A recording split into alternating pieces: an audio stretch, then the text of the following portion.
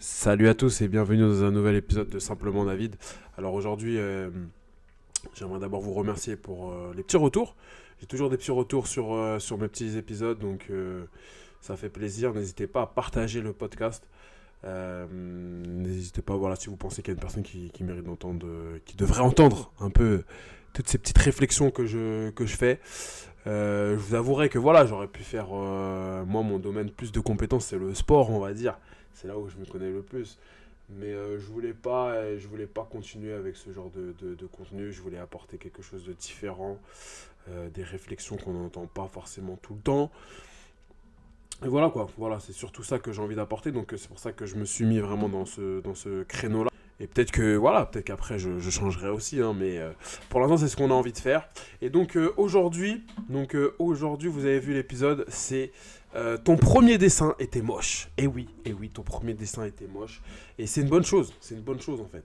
Euh, je voulais parler dans un premier temps, je vais vous parler de mon fils qui des fois il fait des dessins. Et faut savoir que franchement les dessins de mon fils sont pas ouf. Ils sont pas ouf, mais lui il est toujours très content de ses dessins.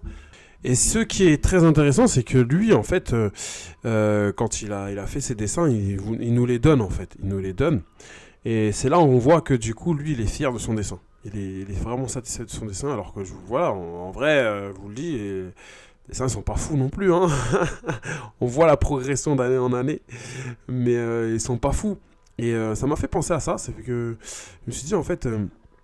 c'est vrai que quand on passe de l'enfance à l'âge adulte, on n'accepte pas les choses qui sont pas parfaites en fait. C'est-à-dire qu'on aura toujours du mal à... On est un peu devenu obsédé un peu de la perfection et on a peur que ça déplaise en fait. Même si c'est un truc que des fois on a fait avec le cœur, on se dit ah c'est peut-être pas assez bon, c'est peut-être pas assez beau. Et aujourd'hui j'ai envie de dire en fait voilà c'est ça en fait, c'est que il faut qu'on retrouve un peu cette audace qu'on avait quand on était enfant, de se lancer dans des nouvelles choses en fait. Quand on se lance dans une nouvelle activité, forcément les premières fois qu'on va faire cette activité, à part si on a un génie directement, et je peux vous dire que même les génies n'ont pas fait les choses parfaitement, on va faire quelque chose de mauvais en fait. C'est simple, mais on va faire quelque chose de mauvais. Si on va reprendre nos premiers, je prends des youtubeurs qui vont prendre leurs premières vidéos, ils auront toujours un peu de mal à les regarder parce que c'était pas ouf. Ils ont monté avec le temps. Le premier cuisinier, vous voyez les premiers plats qu'il faisait. Ah, il revient en avant, il se dit ah c'était pas ouf. Un chanteur aussi, il va reprendre peut-être certains de ses premiers textes, il va dire ah purée c'était pas bien écrit, là c'est pas bien, c'était un dessinateur pareil aussi. Il va se dire ah ouais bah non en fait je suis pas parfait. Et en fait on arrive dans un peu un syndrome de la perfection. On a un syndrome de la perfection dès le début. Et c'est ce syndrome de la perfection, on est un peu parce on est un peu prisonnier de la critique. On est un peu prisonnier de la critique parce que, comme je le dis, là, mon fils, il fait son dessin et nous le donne. Et il sait on va pas le juger. En fait, il sait directement qu'on va pas le juger. Lui, par direct, il est en confiance, en fait. Il est en confiance. Je risque que nous, on aura du mal à le faire. C'est-à-dire que quand on va, comme on a vous avez, c'est accentué aussi avec les réseaux sociaux, où tout doit être beau, tout doit être parfait. On aura du mal à présenter quelque chose de... Si on va faire une story, maintenant vous allez voir que quand on va faire une story, il y a certaines personnes, ils vont la refaire une fois, deux fois, à regarder, ah là la lumière elle était mieux, là la lumière elle était moins bien, voilà, vous voyez ce que je veux dire. On va vraiment essayer de voir... euh, euh, on va avoir ce regard critique directement juste sur certains aspects. Et des fois, c'est juste une story. Hein. Des fois, c'est juste une story, c'est juste quelque chose qu'on veut partager sur les réseaux sociaux. Mais voilà, on va essayer de gérer un peu. On est tellement bombardé d'images de réussite, de perfection, qui nous fait croire que l'excellence, c'est dès le premier essai des fois. Et moi, c'est un truc que je vous dis, c'est un problème que j'ai. Moi, j'ai de mal, j'ai de plus en plus de mal à faire d'autres activités parce que j'ai envie d'être fort directement. Mais quand je repense à ma jeunesse, je me rappelle que quand j'ai commencé à jouer au foot, j'étais nul. Hein. Franchement, j'étais nul. J'étais nul et j'ai progressé avec le temps. Mais j'ai progressé pourquoi? Parce que je kiffais vraiment le foot. Je kiffais vraiment le foot, je kiffais le sport. Et du coup, j'ai joué, et je suis devenu plutôt bon. Voilà, ça va, je me débrouille. Je me débrouille. Et c'est juste... parce que dans un premier temps, j'étais pas dans ce côté, le jugement. Non, j'étais dans le côté de m'amuser, en fait. On voit, en fait, le problème, c'est que l'échec est devenu comme un ennemi, en fait. Pour beaucoup, c'est beaucoup comme une espèce de ligne d'arrivée, en fait. Dès qu'on échoue, on se dit, c'est bon, c'est mort, c'est pas parfait, tout, c'est nickel, c'est nul. Il faut voir que lui, en fait, un enfant, c'est pour ça faut retrouver un peu ce côté enfantin. L'enfant, il voit pas l'échec comme ça, en fait. Il voit l'échec comme, voilà, il est tombé, mais il va se relever, il va recommencer juste après. Oui, des fois, il s'est fait mal, un enfant, il s'est fait mal, vous savez, il a fait une bêtise, il s'est fait mal, et on va le rassurer et tout ça. Bon, il va se rendre compte qu'au final, c'était pas si dramatique que ça. Et vous allez voir que des fois, même, il peut recommencer la même connerie.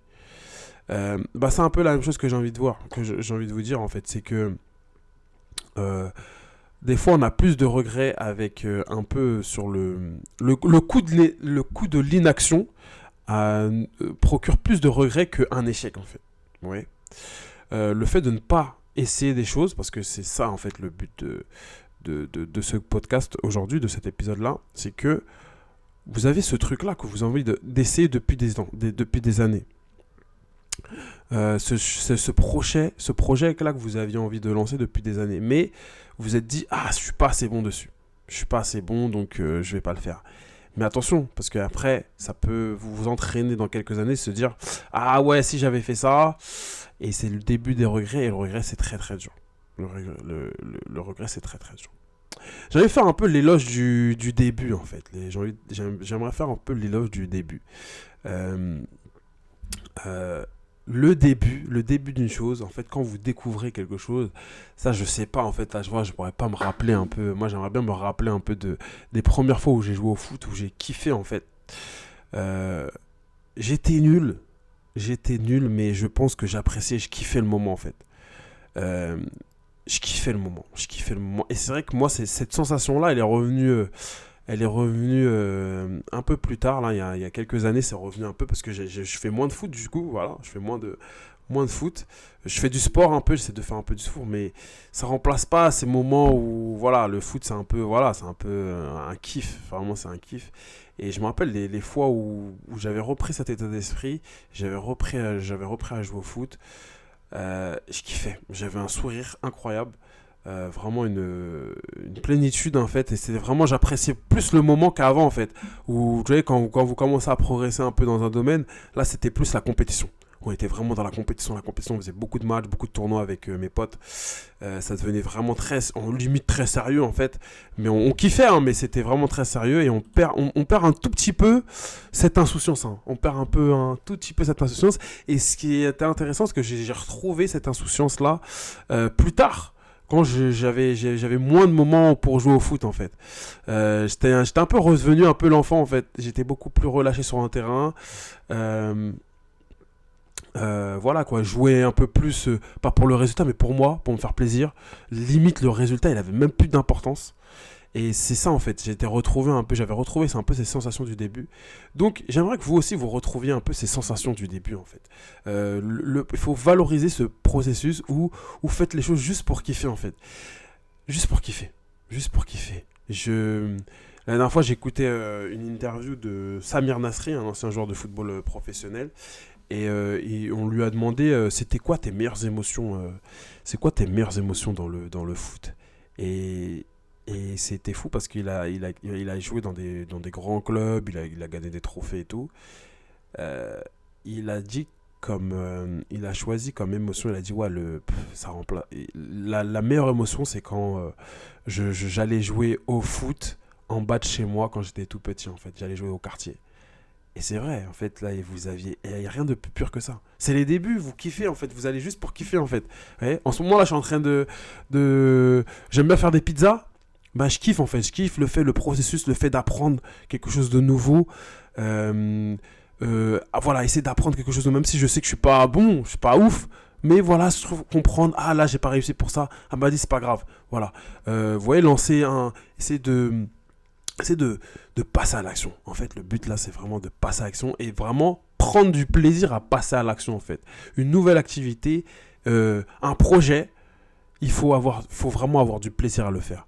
Quand j'ai lancé il y a des gens qui ont lancé des projets. Voilà, moi, par exemple, j'ai lancé ce petit podcast.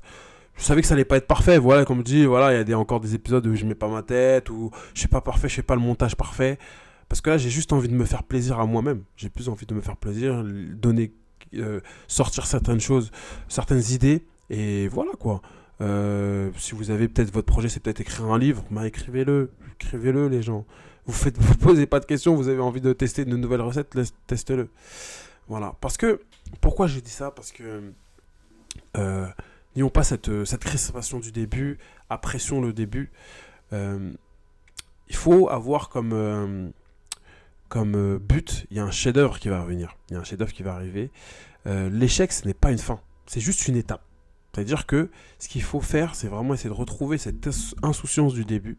C'est ça qui va représenter cette force chez vous. C'est vraiment ça ce qui va représenter cette force chez vous. Essayez de retrouver ces émotions d'enfant, ces émotions du début.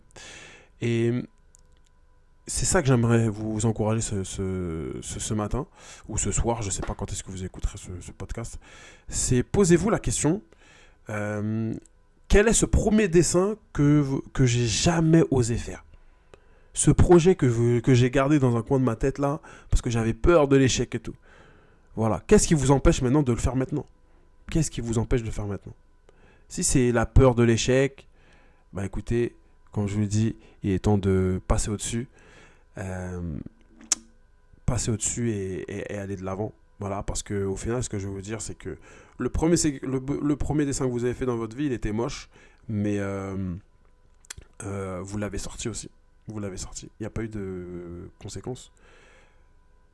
Si il n'y avait pas eu ce premier dessin, il n'y aurait pas eu de deuxième, il n'y aurait pas eu de dixième, il n'y aurait pas eu de... Voilà. Et en fait, celui que vous allez devenir à la fin de tout ce processus, de tous ces dessins ratés, il y a quelque chose de beaucoup plus beau. C'est-à-dire que vous aurez appris sur le chemin. C'est-à-dire peut-être au pire, vous aurez appris sur vous-même. Peut-être que vous serez devenu un génie. Un génie en ayant fait ça. Peut-être que vous aurez eu l'idée du siècle. Mais déjà, dans un premier temps, vous aurez appris sur vous-même, en fait. C'est ça qu'il faut voir sur le processus. Donc voilà, c'est ce que j'avais à vous dire ce matin. Donc je vous souhaite de réaliser ce premier dessin que vous n'avez pas encore réalisé. Et je vous dis à très bientôt. N'hésitez pas vraiment à partager ce podcast. Je pense que des personnes autour de vous doivent entendre ça. Voilà, essayez de le partager à 2-3 personnes. Voilà, essayez de le partager sur vos réseaux. Ça fait plaisir. Et d'ici là, on se dit à bientôt. Et d'ici là, bien sûr, prenez soin de vous. Ciao!